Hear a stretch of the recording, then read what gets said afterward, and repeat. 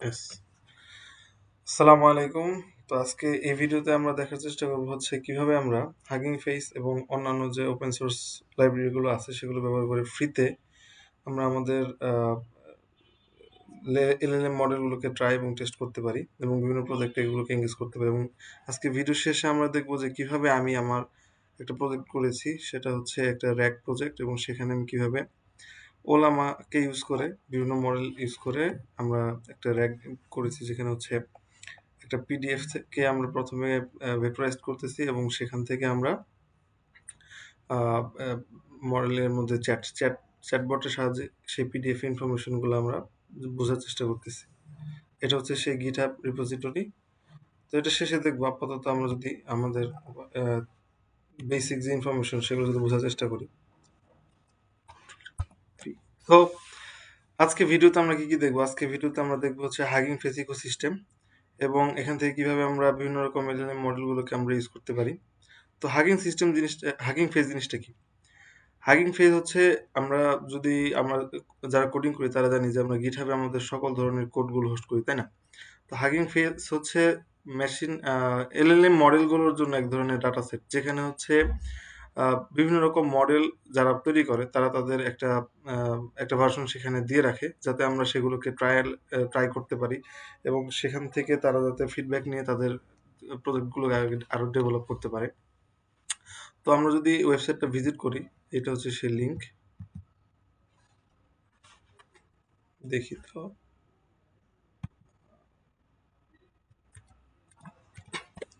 Hugging face হচ্ছে এটা website. এখানে আমরা বিভিন্ন রকম মডেল দেখতে পারবো। যেরকম আমার প্রজেক্টে আমি একটা মডেল ইউজ করেছিলাম, সেটা হচ্ছে এমএক্স বাই। তো এই একটা মডেল আমি ইউজ করেছিলাম। এটা হচ্ছে কি করে, এটা হচ্ছে কোনো কোনো ডকুমেন্ট যদি আমরা শেয়ার করি, সেই ডকুমেন্টটাকে এই মডেলটা হচ্ছে একদম ভেক্টর ভেক্টর এমবেড করে ফেলে। তারপরে আমি আরেকটা মডেল ইউজ করেছি, সেটা হচ্ছে জিপিটি টার্বো। জিপিটি টার্বো হ্যাঁ, টার্বো। এটা হচ্ছে ওপেন আই এর একটা মডেল, এটা আমি ইউজ করেছি। তো এরকম আরো বেশ কিছু প্ল্যাটফর্ম আছে, তার মধ্যে একটা হচ্ছে ওলামা। ওলামা হচ্ছে লোকালি আমাদের এই মডেলগুলো আমাদের পিসিতে আমরা ইউজ করতে পারি। আমরা জানি যে আমাদের বিভিন্ন যে মডেলগুলো আছে এগুলো হচ্ছে কিন্তু আমরা এপিআই কি ইউজ করে থাকি, এপিআই কি পারচেজ করি, সেটা দিয়ে আমরা আমাদের এই প্রজেক্টগুলোকে আমরা সেই এপিআই এর মাধ্যমে রান করি, যার ফলে পুরো যে ডাটা সার্ভার, সেই সার্ভারটা থাকে হচ্ছে ওপেনআই এর কাছে অথবা গ্রকের কাছে। বাট আমরা চাইলে কিন্তু এই ওলামা কিংবা হাগিং ফেসের মাধ্যমে সেই মডেলগুলোকে আমাদের লোকাল যে পিসি আছে, যে পিসিটা আমি এখন ইউজ করছি, যে এই পিসিতেই আমরা সেই মডেলগুলোকে ইউজ করে ফ্রিতে আমরা আমাদের বিভিন্ন প্রজেক্ট তৈরি করতে পারি। তবে এই ক্ষেত্রে আমাদের একটা জিনিস খেয়াল রাখতে হবে যে বিভিন্ন মডেলের জন্য জিপিও জিপিইউ সিপিইউ রিকোয়ারমেন্ট বিভিন্ন রকম থাকে। তো সেগুলো খেয়াল করে আমাদের মডেলগুলোকে নিতে হয়। তো আমি যে প্রজেক্টটা করেছি এই প্রজেক্টটা মূলত হচ্ছে ওলামা ইউজ করে করেছি, এবং এখানে আমি একদম আহ, এটা আমাদের লোকাল পিসিতে রান করা সম্ভব, আমি দেখাবো। সো যদি আমরা এখন আমাদের স্লাইডে যাই, তো দেখতে পারতেছি যে হাগিং ফেসের কথাটা বললাম। তো এই হাগিং ফেসে কি কি জিনিস থাকে? হাগিং ফেসে থাকে মডেলস, আমরা অলরেডি দেখিয়েছি। তারপর ডাটা সেটস, মডেলের বিভিন্ন ডাটা সেটস থাকে। তারপর স্পেসেস, যেখানে আমরা চাইলে এই মডেলগুলো আমরা এখানে ট্রাই করতে পারি। এই যে স্পেসেস, এগুলো এই ওয়েবসাইটে এক্সপ্লোর করতে পারেন, অথবা ইউটিউব থেকে হাগিং ফেসের উপর কোনো একটা ক্র্যাশ কোর্স দেখতে পারেন। আমার এই ভিডিওতে মূল উদ্দেশ্য হচ্ছে বেসিক জিনিসগুলো জানানো। সো আমি একটু তাড়াতাড়ি যাওয়ার চেষ্টা করছি। ইন্টারফেসেস এপিআই, সেটা হচ্ছে যে হাগিং ফেসে বিভিন্ন মডেল আমাদেরকে এপিআই প্রোভাইড করে। এপিআই গুলো ইউজ করে আমরা আমাদের লোকাল পিসিতে প্রজেক্টগুলো করতে পারি, এবং এই সার্ভারটা হচ্ছে হাগিং ফেস নিজে রান করে। সো এই জন্য আমাদের হাগিং ফেসে একটা অ্যাকাউন্ট খুলতে হয়, এবং পরবর্তীতে সেই মডেলের এপিআই আমরা ইউজ করলে আমরা আমাদের সেই প্রজেক্টে সেগুলো ইনক্লুড করতে পারি। সো এটাই যে what is hugging face interface API. এটা হচ্ছে একটা একটা এপিআই সিস্টেম, যেটা আমাদেরকে হাগিং ফেস বিভিন্ন মডেল রান করতে সাহায্য করে, এবং এটার জন্য আমাদের নিজস্ব কোনো জিপিও দরকার পড়ে না। এটা হাগিং ফেস নিজেই সেটাকে বিহাইন্ড দ্য সিন হ্যান্ডেল করে থাকে। এরপর হচ্ছে এই এপিআই ইন্টারফেস গুলো যখন আমরা ব্যবহার করি, তখন আসলে জিনিসটা কিভাবে কাজ করে। ব্যাপারটা একদম সিম্পল। আমরা হচ্ছে একটা মডেলকে চুজ করি এবং সেই মডেলের এপিআই ইন্টারফেস আমরা ইউজ করি। তখন হাগিং ফেস সেই মডেলটাকে হোস্ট করে তাদের নিজস্ব জিপিইউতে এবং আমাদেরকে একটা এপিআই দেয়। এই এপিআইটাকেই আমরা আমাদের প্রজেক্টে ব্যাকএন্ড প্রজেক্টে ইউজ করে থাকি এবং এই এপিআই এর মধ্যে আমরা বিভিন্ন রকম ইনপুট দেই এবং সেই অনুযায়ী সে আমাদেরকে আউটপুট দিয়ে থাকে এবং আমরা আমাদের রেজাল্টটা পেয়ে থাকি। সো এভাবেই হচ্ছে মূলত হাগিং ফেস এর মাধ্যমে আমরা আমাদের এপিআই গুলোকে ফ্রিতেই টেস্ট করতে পারি। হাগিং ফেসের এই জিনিসগুলো কিন্তু ফ্রি। আর এটা হচ্ছে জিপিইউ। এআই এর ক্ষেত্রে একটা জিনিস আমরা বারবার শুনি যে আসলে জিপিইউ কেন লাগে? জিপিইউ লাগে মূলত হচ্ছে আমাদের ক্যালকুলেশনের জন্য। আমরা জানি যে আমাদের আ একটা কম্পিউটার জিপিইউ মূলত হচ্ছে আমাদের অনেক বড়, বড় ক্যালকুলেশনকে খুব দ্রুত করতে সাহায্য করে। আর সিপিইউটা হচ্ছে একটা কম্পিউটারের একদম ব্রেইন। সো আমরা যদি বলে থাকি যে একটা এক এ এ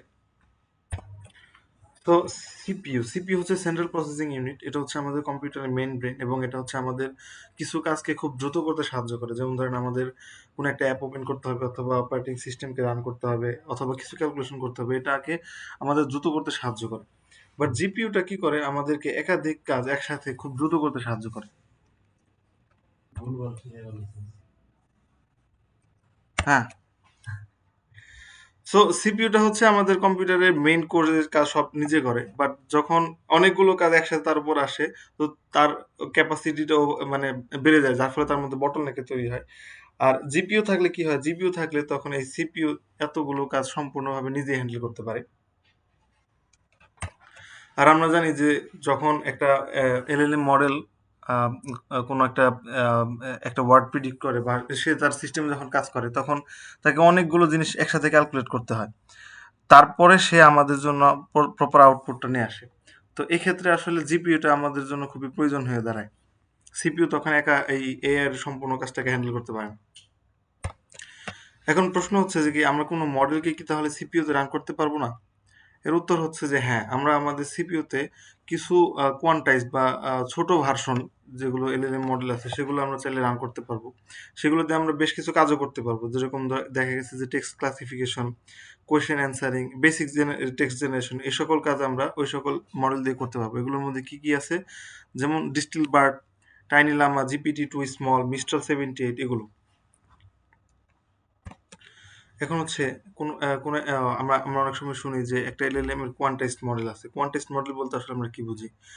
কোয়ান্টাইজড মডেল বলতে আমরা বুঝি যে একটা মডেলকে যখন কম্প্রেস করে এর একটা একটা স্মল মানে রিডিউসড তার সাইজটাকে রিডিউস করে যখন একটা মডেল তৈরি করা হয় সেটা হচ্ছে কোয়ান্টাইজড মডেল। এই মডেলগুলোতে কি থাকে? এই মডেলগুলোতে আমাদের যে আ ডাটাগুলো থাকে সেগুলোকে আ তারা চেষ্টা করে যে একটু কম আপ আ মান মানে কি করে রে?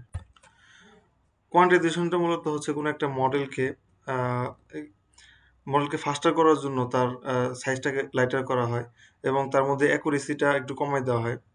মানে সে একদম প্রপারলি প্রিসাইজলি কোনো অ্যান্সার দেয় না। বাট সে একটা নির্দিষ্ট লিমিট পর্যন্ত সে তার অ্যান্সারটা দেয়। মানে তাকে আমরা হচ্ছে একটু তার ক্ষমতাকে একটু কমায় দিই। যার মাধ্যমে তাকে কোয়ান্টাইজেশন করা হয়। তো উদাহরণ যদি আমরা দেখি যে আমাদের জিপিটি এর যে ১ম দিকের যে মডেলগুলো ছিল যেমন GPT-2 তারপরে লামার 7 7B তো এগুলো হচ্ছে সব কোয়ান্টাইজড ভার্সন এবং এগুলো হচ্ছে আ বর্তমান যে বিভিন্ন রকম ভার্সন বের হচ্ছে জিপিটির তারপরে লামার তাদের থেকে অনেকটা সাইজে ছোট এবং এগুলোকে আমরা কম আ আ কম জিপিইউ, কম সিপিইউ ইউজ করে আমরা এগুলোকে রান করতে পারি।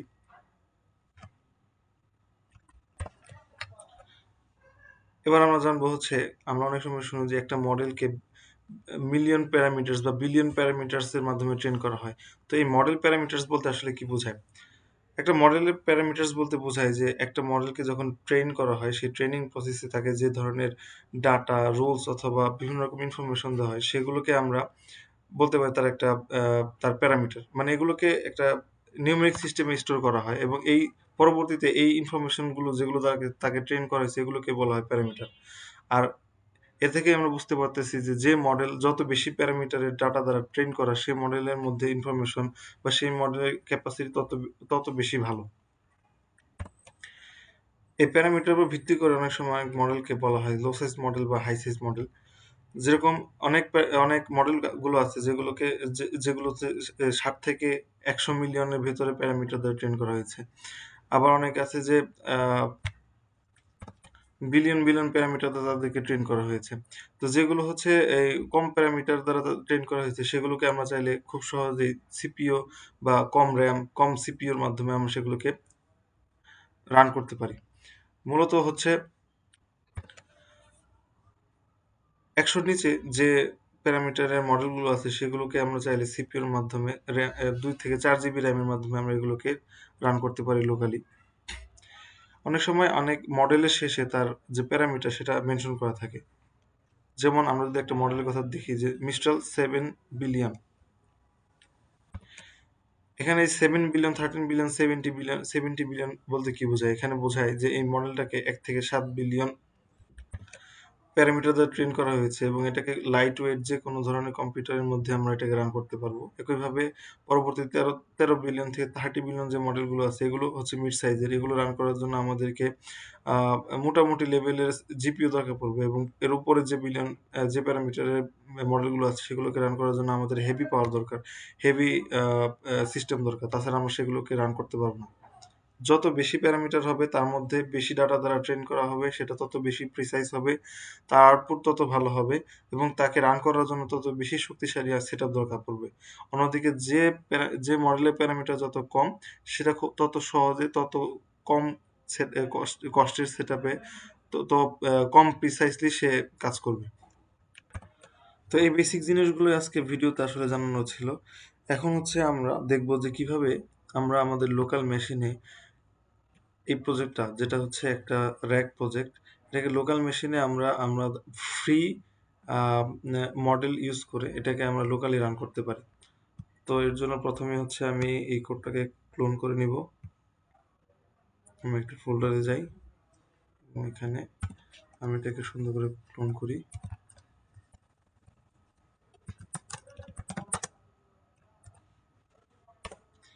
প্রথমে আমি ক্লোন করে নিতেছি।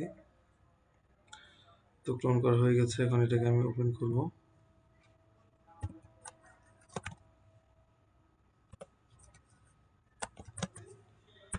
এটাকে ওপেন করব এখন।